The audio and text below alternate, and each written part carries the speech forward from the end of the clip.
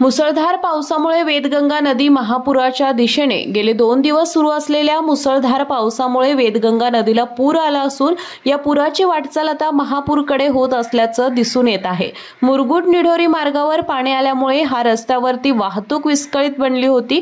वेदगंगा नदीवरील वाघापूर कुरुणी सुरपली बंधाऱ्यावर पाणी आल्यामुळे हे मार्ग बंद आहेत। तसेच बानगे पुलाच्या जवळ देखील पाणी आल्यामुळे या मार्गावरची वाहतूक पूर्णपणे बंद होण्याची शक्यता निर्माण झाली आहे। तसेच हमीदवाडा बस्तवडे केनवडे मार्गावर पाणी आल्यामुळे इथून देखील वाहतूक बंद होण्याची शक्यता निर्माण झाली आहे। बाळ, फ्रीज मधून श्रीखंड काढ ना। आम्ही पूर्वी घरीच बनवायचो श्रीखंड, त्याची चवच वेगळी होती। आता काय सगळं रेडीमेड। आजी, हे श्रीखंड खाऊन बघ। आज तुझ्या आईनं घरीच बनवलं की काय? हे आहे गोकुळचं श्रीखंड। अगदी जिभेवर रेंगाळणार। जिभेवरच नाही तर मनावरही रेंगाळणार। गोकुळ श्रीखंड, मनावर रेंगाळणार।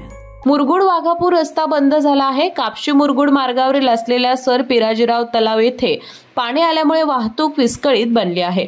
आज मुरगुडचा आठवडी बाजार या पुरामुळे प्रभावित बनला असून नागरिकांची गर्दी कमी असल्याचं दिसून आलंय। एकूणच वेदगंगा नदीची वाटचाल महापुराकडे होत असल्याचं दिसून आलं आहे।